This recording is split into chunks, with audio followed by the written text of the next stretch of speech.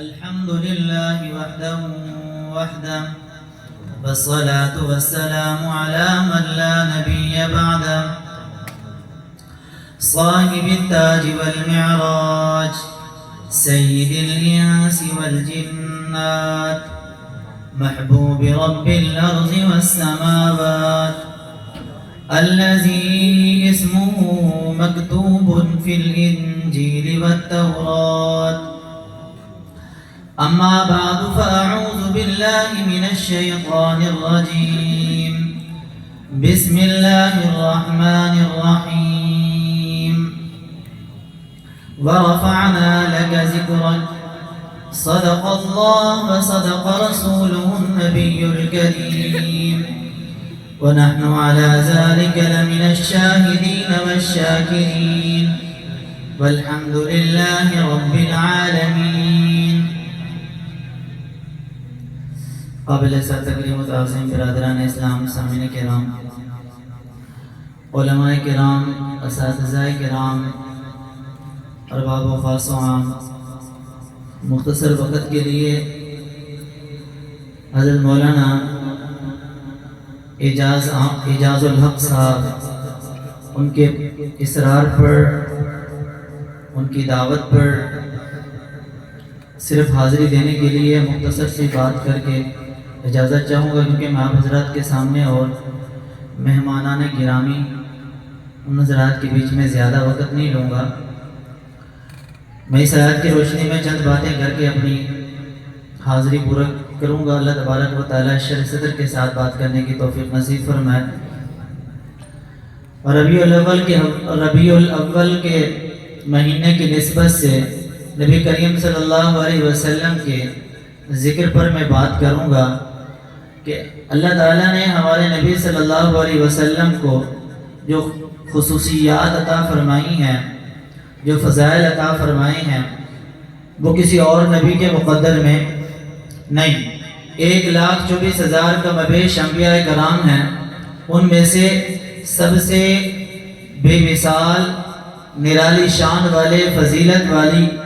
ہستی جو ہیں وہ محمد رسول اللہ صلی اللہ علیہ وسلم ہیں. شمائل الرسول علامہ یوسف محمد بن اسماعیل جن کے مصنف ہیں، ان میں ایک روایت ہے، حضرت انس رضی اللہ عنہ راوی ہیں، فرمایا کائنات کو پیدا کرنے سے بھی 2000 سال پہلے اللہ نے ہمارے نبی صلی اللہ علیہ وسلم کا نام محمد رکھ دیا تھا. تو ہمارے نبی صلی اللہ علیہ وسلم کا ذکر تو تب سے ہے کہ جب نہ آسمان پیدا ہوا تھا، نہ زمین، نہ عرش، نہ کرسی، نہ لوح، نہ قلم، نہ جنت، نہ جہنم، نہ سورج، نہ کرنیں، نہ چاند، نہ چمک، نہ ستارے، نہ ستاروں کی چمک، نہ دن، نہ رات، نہ صبح، نہ شام، نہ فضا، نہ ہوا، نہ ابر، نہ گھٹا، نہ زمان، نہ مکان، نہ گل، نہ بوٹے، نہ شجر، نہ حجر، نہ نسیم، نہ شمیم، نہ گرمی، نہ سردی، نہ حسن، نہ جمال، نہ سبزہ، نہ مہک، نہ بلبل، نہ چہک، نہ ڈالی، نہ لچک، نہ ہیرے، نہ جواہر، نہ زر، نہ خزینے، نہ دولت، نہ دفینے، نہ سمندر، نہ سفینے، نہ دریا، نہ کنارہ، نہ موج، نہ سحاب، نہ پانی، نہ ہوا، نہ آب، نہ خاک، نہ پہاڑ، نہ جنگل، نہ طفلی، نہ شباب، نہ نشیب، نہ فراز، نہ قرآن، نہ سریہ، نہ جبرائیل، نہ میکائیل، نہ امیاکیل، نہ اسرافیل، نہ اسرائیل، نہ انسان، نہ شیطان، نہ حور، نہ غلمان، نہ جن، نہ مکان، نہ دکان، نہ عقل، نہ حواس، نہ بھوک، نہ پیاس، نہ آدم، نہ آدمیت تھی، نہ چہل پہل تھی، نہ ریل پہل تھی، دیوانگی نہ تھی، یہ شعور نہ تھا، اقرار و انکار نہ تھا، ادائیں نہ تھی، یہ فریاد رسی نہ تھی، رونا نہ تھا، سونا نہ تھا، جاگنا نہ تھا، اٹھنا نہ تھا، بیٹھنا نہ تھا، بچپن نہ تھا، جوانی نہ تھی، لڑکپن نہ تھا، بڑھاپا نہ تھا، غرض کچھ بھی نہیں تھا. اگر تھا تو خدا کے بعد محمد رسول اللہ کا ذکر موجود تھا. ہمارے نبی صلی اللہ علیہ وسلم کا ذکر تو ایسا لامحدود ہے.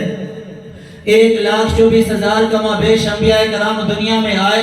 تو دنیا میں آنے کے بعد ان کا ذکر ہوا.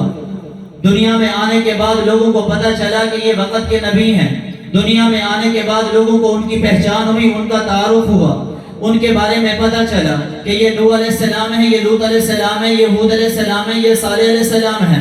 لیکن قربان جو ہمارے نبی صلی اللہ علیہ وسلم پر کہ ہمارے نبی کا ذکر تو تب سے شروع ہو گیا، عالم ارواح سے ہمارے نبی کا ذکر شروع ہو گیا. میں اگر یوں کہوں تو بے جانا ہوگا. ہر شخص کے ذکر کی ابتدا ولادت سے ہوتی ہے. ہر شخص کے ذکر کا جو مبدا ہے وہ ولادت ہے، اور ذکر کا جو منتہا ہے وہ اس کی وفات ہے. مگر قربان جاؤ محمد رسول اللہ صلی اللہ علیہ وسلم کی عظمت پر کہ نبی کریم صلی اللہ علیہ وسلم کے ذکر کا جو مبدا ہے وہ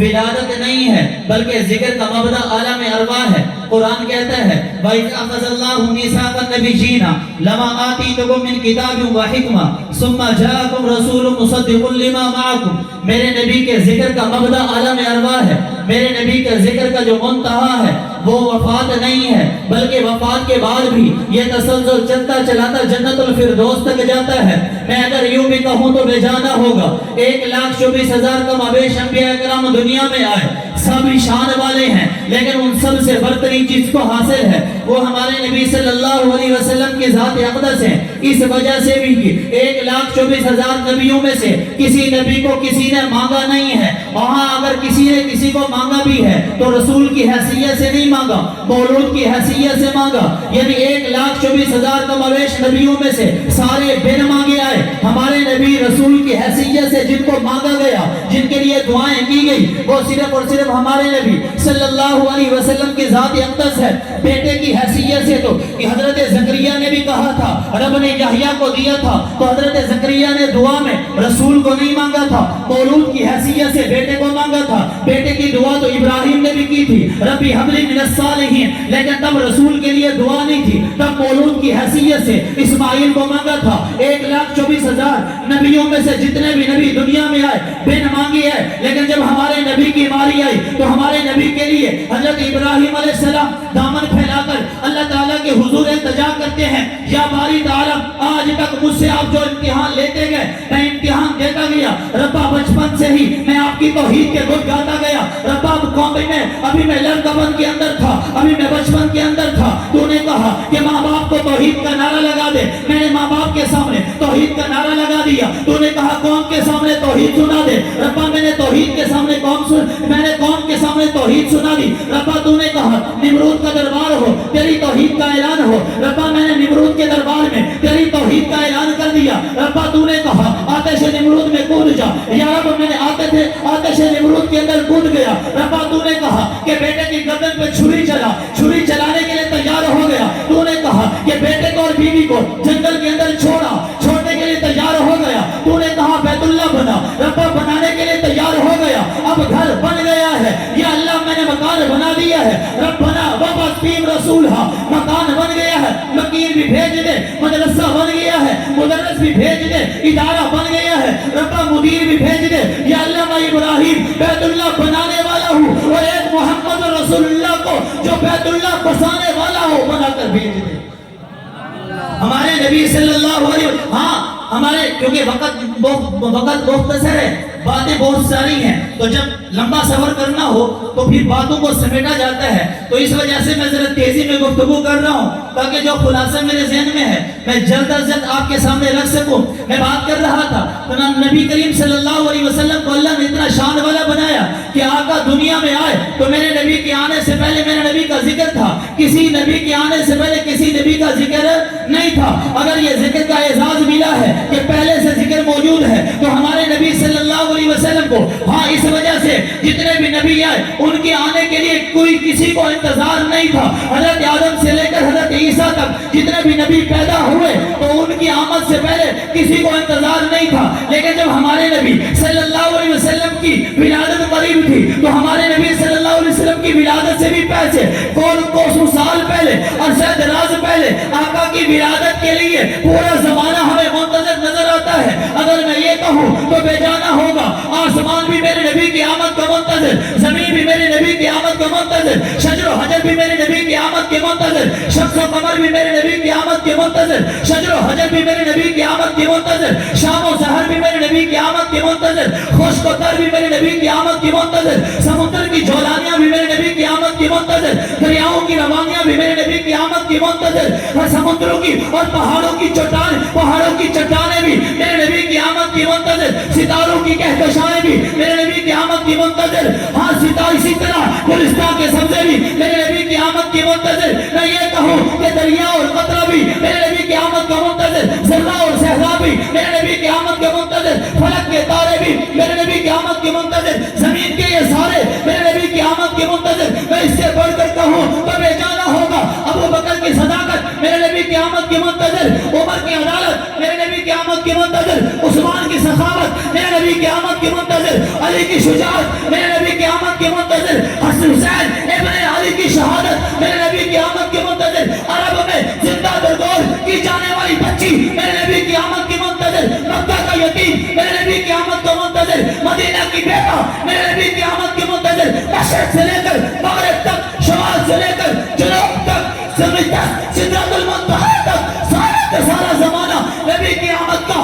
منتظر نظر آتا ہے۔ میں یہ کہوں تو میں جانا ہوگا 1,24,000 انبیاء دنیا میں آئے، کسی کی آمد سے پہلے کسی کو انتظار نہیں تھا، اگر تھا تو صرف گھرانے کو انتظار تھا۔ میرے نبی وہ شان والے نبی ہیں کہ جن کی آمد سے پہلے محمد بن عبداللہ کے گھر والوں کو انتظار نہیں تھا، بلکہ سارے زمانے کو میرے نبی کی آمد کا انتظار تھا۔ اللہ نے ہمارے نبی صلی اللہ علیہ وسلم کو ایسا شان والا بنایا، ایسا اعزاز بخشا کہ ہمارے نبی کے آنے سے پہلے ذکر سیرت مصطفیٰ علامہ ادریس کاندھلوی رحمہ اللہ، اس کی پہلی جلد کے اندر لکھا ہے نبی کریم صلی اللہ علیہ وسلم کی جو آبا و اجداد ہیں ان میں ایک نام آتا ہے الیاس۔ نبی کریم صلی اللہ علیہ وسلم تقریباً 20-19ویں پوسٹ پہ یہ نام آتا ہے۔ ان کے بارے میں لکھا ہے یہ نبی جب سواری پر بیٹھتے تھے تو ان کی پوسٹ سے اپنی نسل میں پیدا ہونے والے محمد بن عبداللہ جو نبی آخر الزمان تھے ان کا تلبیہ حج سنا کرتے تھے۔ اپنی نسل میں پیدا ہونے والے بچے کا تلبیہ حج، لبیک اللہم لبیک لا شریک لک لبیک۔ ابھی نبی دنیا میں آئے نہیں، آب و اجداد اپنے نسل میں پیدا ہونے والے بچے کا تلبیہ سن رہے ہیں۔ معاذ بن عدنان جس کی نسل سے ہمارے نبی صلی اللہ علیہ وسلم کا شجرہ نسب ہے، جس کی نسل سے ہمارے نبی پیدا ہوئے، ان کے بارے میں آتا ہے۔ میں آخری بات کر کے اپنی بات ختم کرتا ہوں۔ معاذ کے بارے میں آتا ہے، معاذ کا جو دور تھا یہ دور تھا بخت نصر کا، جب بخت نصر نے مسجد اقصیٰ پہ حملہ کیا، بنی اسرائیلوں پہ حملہ کیا، یہ وہ وقت تھا، اس وقت معاذ بن عدنان کا دور تھا، نبی تھے۔ اللہ نے نبی کی طرف وحی کی کہ خبردار بخت نصر کو کہہ دو بنی اسرائیلوں پر تو حملہ کر رہا ہے لیکن معاذ بن عدنان کو مت چھیڑنا۔ اللہ کے نبی وقت کے نبی نے پوچھا یا باری تعالیٰ یہ بندہ اتنا ہی خاص کیوں ہے؟ خود سے نہیں کہہ رہا، علامہ ادریس کاندھلوی رحمہ اللہ کی لکھی ہوئی بات غالباً انہوں نے علامہ سہیلی رحمہ اللہ کی روض الانف کے حوالے سے سیرت مصطفیٰ میں علامہ کاندھلوی رحمہ اللہ نے لکھا ہے، علامہ سہیلی کی کتاب روض الانف اس کے حوالے سے کاندھلوی صاحب نے نقل کی ہے یہ بات۔ انہوں نے کہا وقت کے نبی نے پوچھا کہ ربا کیوں آخر یہ عدنان اتنا خاص کیوں ہے، یہ عدنان اتنا خاص کیوں ہے، آپ بخت نصر کو اس پر حملے سے کیوں روک رہے ہیں کہ اس کو نہ چھیڑنا، وجہ کیا ہے؟ تو کتابوں کے اندر لکھا ہوا ہے اللہ تبارک و تعالیٰ نے وحی کر کے نبی کو بتایا وہ اس وجہ سے کہ یہ بولے کہ اس کی نسل سے میں ایک ایسا بچہ پیدا کروں گا، ایک ایسا بچہ پیدا کروں گا نبی کریم اختم بہ الرسل، جو نبی بھی ہوگا، محترم بھی ہوگا، مکرم بھی ہوگا، معزز بھی ہوگا اور خاتم النبیین بھی ہوگا۔ تو میرے نبی کی ختم نبوت کی گواہی معاذ بن عدنان سے رب کائنات نے معاذ بن عدنان کے حوالے سے اس وقت کے نبی سے دلوائی۔